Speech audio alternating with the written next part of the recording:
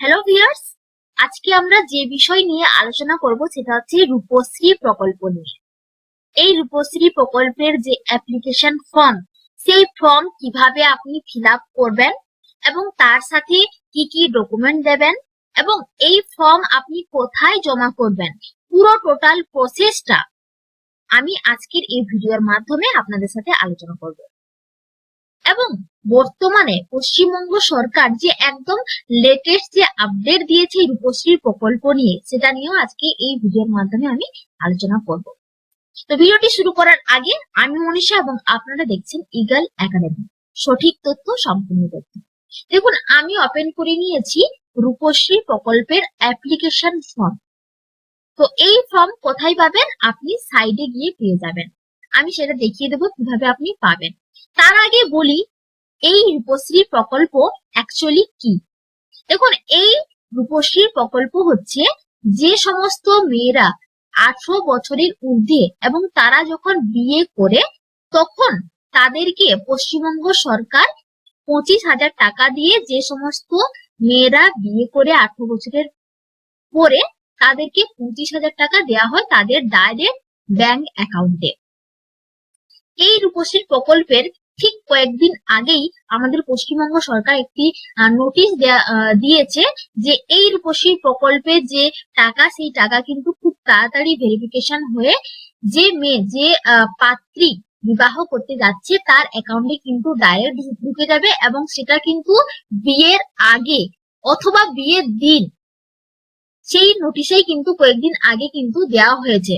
ঠিক আছে, তো এই রূপশ্রী প্রকল্পের টাকা পশ্চিমবঙ্গ সরকার 25,000 টাকা দিয়ে সেই পাত্রীর অ্যাকাউন্টে ডাইরেক্ট টাকা দিয়ে এই প্রকল্পের টাকা দিয়ে তাদেরকে সাহায্য করে। ঠিক আছে, তো এই রূপশ্রী প্রকল্প যে অ্যাপ্লিকেশন ফর্ম রয়েছে, সেই ফর্মটা আমরা আজকে দেখবো কিভাবে ফিল আপ করতে হয়। ঠিক আছে, এবং তার সাথে কি কি ডকুমেন্ট সাবমিট করতে হয়, কিভাবে এই ফর্মটাকে কোথায় গিয়ে জমা করতে হবে, দিলে কতদিন পরে ঠিক টাকা ঢুকে যাবে ব্যাংক অ্যাকাউন্টে, ডিটেলসটা আজকের এই ভিডিওর মাধ্যমে আমরা আলোচনা করব। দেখুন, আমি একটি অ্যাপ্লিকেশন ফর্ম আমি নিয়ে নিয়েছি, রূপশ্রী প্রকল্পের অ্যাপ্লিকেশন ফর্ম। তো এই ফর্ম কোথায় পাবেন? প্রথম কথা, দেখুন, আপনি যদি অফিসে যান, আপনার ব্লক অফিস বা পঞ্চায়েত অফিস, গ্রাম পঞ্চায়েত যেটা রয়েছে, সেখানে গেলে কিন্তু এই অ্যাপ্লিকেশন ফর্ম পেয়ে যাবেন।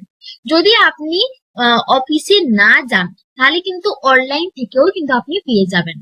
কিভাবে পাবেন? না, আপনি চলে যাবেন ওয়েবসাইটে, রূপশ্রী প্রকল্পের ওয়েবসাইটে আপনাকে সার্চ করতে হবে রূপশ্রী প্রকল্প, দিলেই কিন্তু এই সাইটটা ওপেন হয়ে যাবে। দেখুন, আমি যে সাইটটা ওপেন করেছি এই সাইটটা ওপেন হয়ে যাবে। তো ওপেন হয়ে গেলে রূপশ্রী অনলাইন 2.0 এইভাবে চলে আসবে। তো একদম চলে আসবেন শেষের দিকে ট্র্যাক অ্যাপ্লিকেশন। ঠিক আছে, এই ট্র্যাক অ্যাপ্লিকেশন জায়গাটাই চলে আসবেন। এখানে প্রথম দেখুন রয়েছে রূপশ্রী অ্যাপ্লিকেশন ফর্ম রিভাইজড দিয়ে ডাউনলোড আছে, এখানে ডাউনলোডে ক্লিক করলে কিন্তু সেই ফর্ম পেয়ে যাবেন আপনি, রূপশ্রী অ্যাপ্লিকেশনের ফর্ম। দেখুন, অ্যাপ্লিকেশনে এই রূপশ্রী প্রকল্পের আগের যে ফর্ম ছিল সেই ফর্ম এবং এখন একটু কিন্তু মডিফাই করা হয়েছে, এটা হচ্ছে রিভাইজ ফর্ম, একটু চেঞ্জ হয়েছে সেই ফর্মটা। ঠিক আছে, এটা হচ্ছে লেটেস্ট ফর্ম। তো এখানে ডাউনলোড করে নেবেন, ডাউনলোডে ক্লিক করলে কিন্তু ডাউনলোড হয়ে যাবে। সেটা হচ্ছে 7 পেজের ফর্ম। ওকে, তো সেই 7 পেজের রূপশ্রী প্রকল্পের অ্যাপ্লিকেশন ফর্ম ডাউনলোড করে নেবেন। দেখুন, এই যে রূপশ্রী প্রকল্পের ফর্ম, এই ফর্মটাকে ডাউনলোড করে নিয়ে প্রিন্ট আউট করে নিয়ে তারপর সেটাকে আপনাকে কি করতে হবে? সেটাকে ফিল আপ করতে হবে।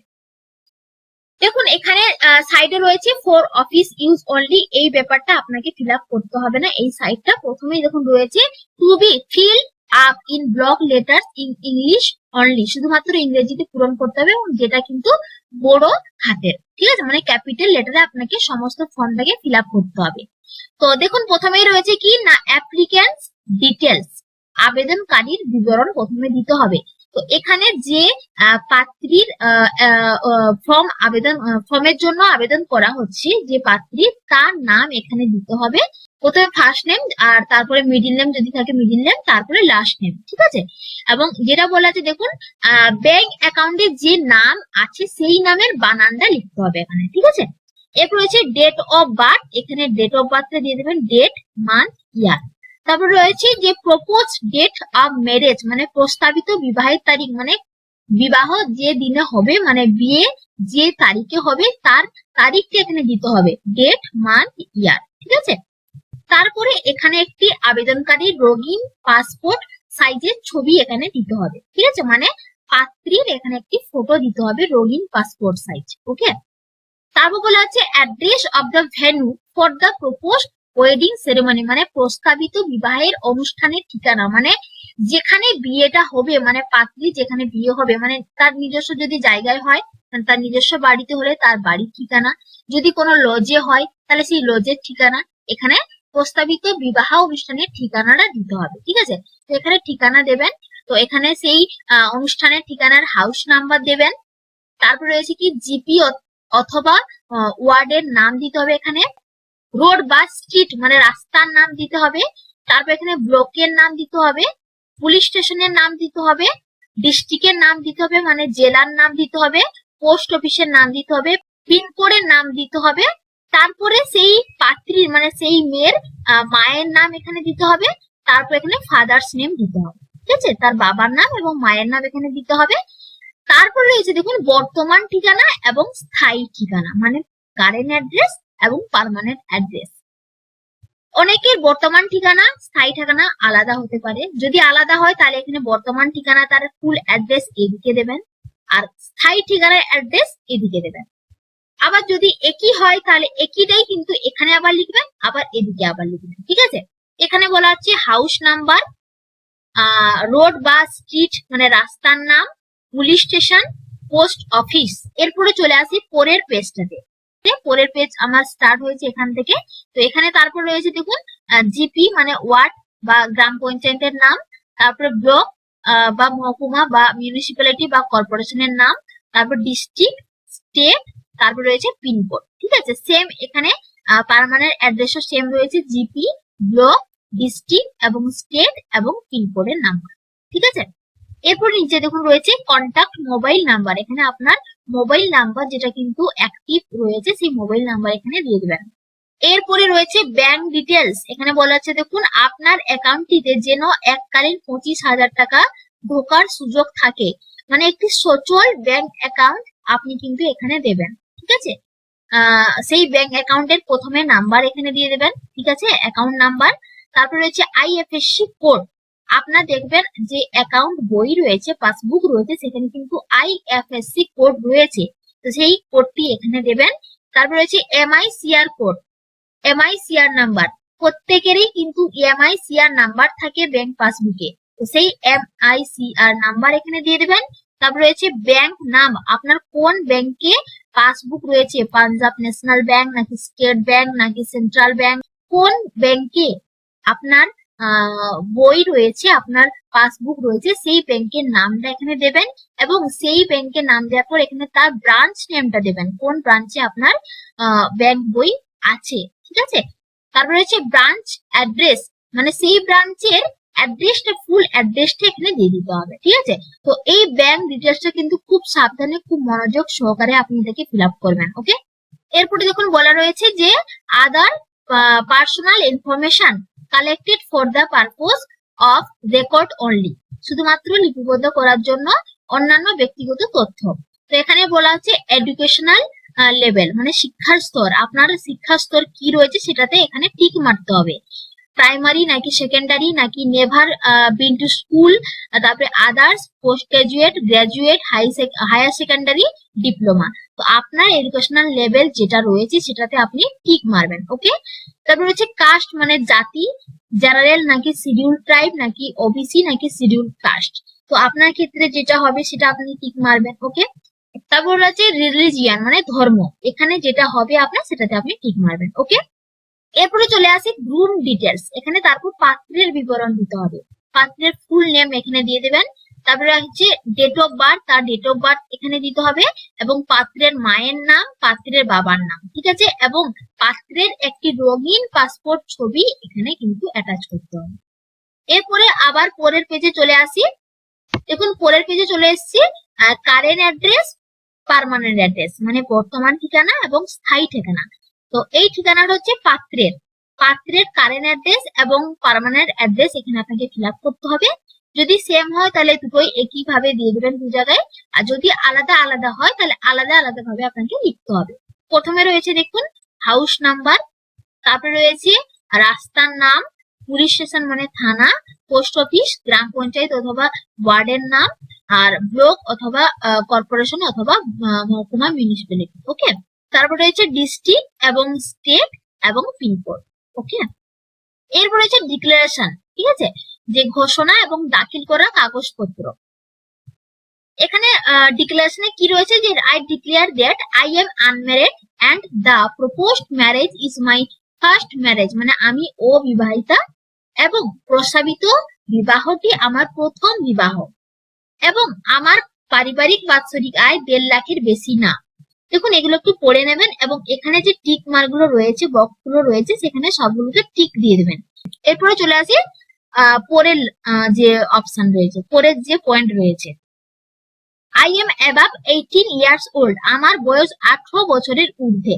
দেখুন এই রূপশ্রী প্রকল্পের আপনি আবেদন করতে হলে আপনাকে কিন্তু অবশ্যই কিন্তু 18 বছরের ঊর্ধ্বে হতে হবে। ওকে, পাত্রীর বয়স কিন্তু 18 বছরের ঊর্ধ্বে যেন হয়, এবং পাত্রের বয়সও যেন 21 বছরের ঊর্ধ্বে যেন হয়। ঠিক আছে, তো 18 বছরের ঊর্ধ্বে, এবং সেই প্রমাণ হিসেবে যে কোনো একটি ডকুমেন্ট সেখানে সাবমিট করতে হবে। দেখুন ডকুমেন্ট হিসেবে বলা আছে birth certificate, voter ID card, Aadhaar card, PAN card, government recognised schools leaving certificate, আর Madhyamik admit card.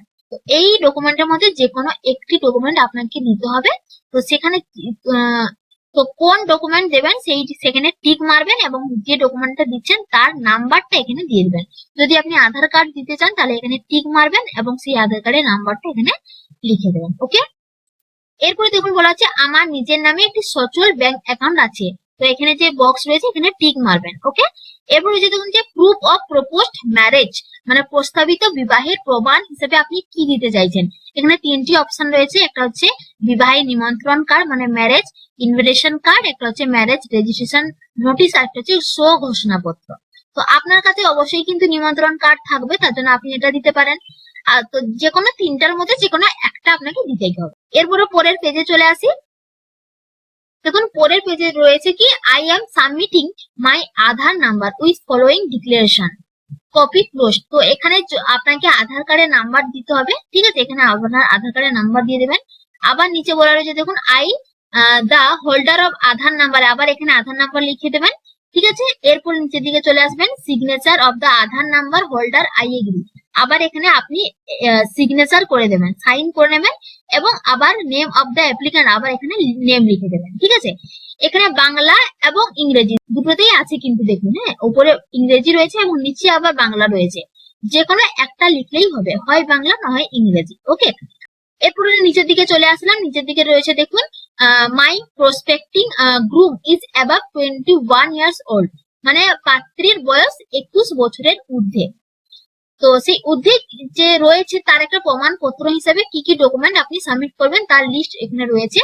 Birth certificate, voter ID card, Aadhaar card, PAN card, government recognised school leaving certificate অথবা Madhyamik admit card. তো এই document গুলোর মধ্যে যে কোনো একটা document আপনাকে প্রমাণ হিসেবে আপনাকে সাবমিট করতে হবে যে 21 বছরের ঊর্ধ্বে রয়েছে পাত্রের বয়স।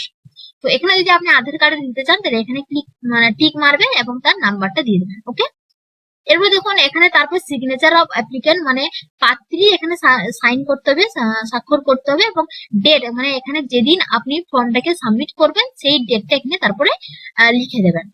দেখুন তারপরে পরের পেজে চলে এসেছি। এখানে পরের পেজ রয়েছে দেখুন ফর অফিস ইউজ অনলি, এখানে সমস্ত পেজটাই এখানে কিন্তু অফিস ইউজ করবে, আপনার কিন্তু এই ফর্মটাকে ইউজ করবে না। জাস্ট একটা জায়গায় রয়েছে যেখানে আপনাকে ফিল আপ করতে হবে।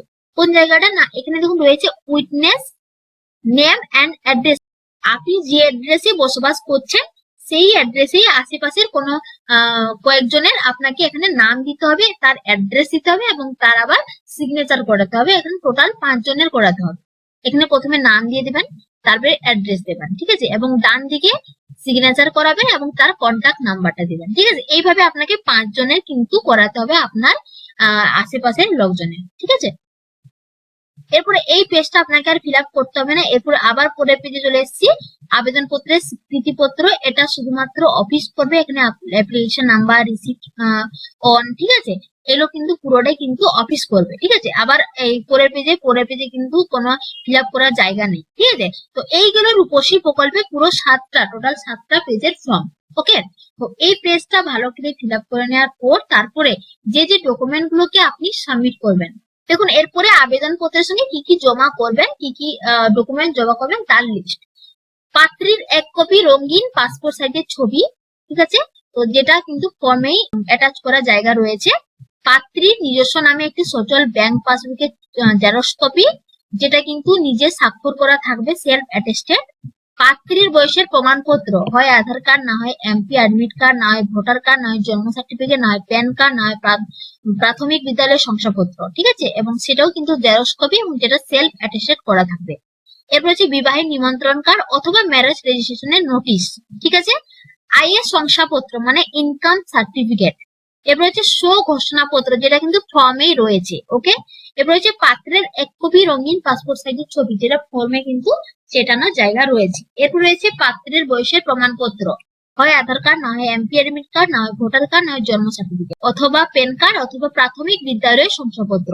এটাও কিন্তু জেরক্স লাগবে এবং সেটা কিন্তু সেলফ অ্যাটেস্টেড। ওকে, যেটা পাত্রের। তো টোটাল এই 8টি আপনাকে ডকুমেন্ট কিন্তু সেই ফর্মের সাথে আপনাকে জমা করতে হবে। তো অফিসে গিয়ে আপনাকে জমা করতে হবে। আপনার অফিস, আপনি ব্লক অফিসে জমা করতে পারেন, অথবা আপনি কিন্তু আপনার গ্রাম পঞ্চায়েতে কিন্তু আপনি এই অ্যাপ্লিকেশনটা জমা করতে পারেন। তো এইভাবে আপনি রূপশ্রী প্রকল্পের অ্যাপ্লিকেশন ফর্ম কালেক্ট করে নিয়ে, ফর্মটাকে ফিল আপ করে নিয়ে, তারপরে ডকুমেন্ট গুলোকে নিয়ে আপনি অফিসে জমা করলে আপনার কিন্তু ডাইরেক্ট ব্যাংক অ্যাকাউন্টে কিন্তু সেই 25,000 টাকা ঢুকে যাবে। এবং এটা পুরোটাই কিন্তু অফলাইন প্রসেস, কোনোটাই কিন্তু অনলাইন প্রসেস নয়, ঠিক আছে। তো এই হচ্ছে আমার আজকের ভিডিও, কিভাবে আপনারা অ্যাপ্লিকেশন করে আপনারা যারা বিবাহ করতে যাচ্ছেন তারা কিভাবে এই রূপশ্রী প্রকল্প আবেদন করবেন তার পুরো ডিটেলস। তো এই হচ্ছে আমার আজকের ভিডিও। দেখা হচ্ছে আপনাদের সাথে পরবর্তী ভিডিওতে। ভালো থাকবেন, ধন্যবাদ।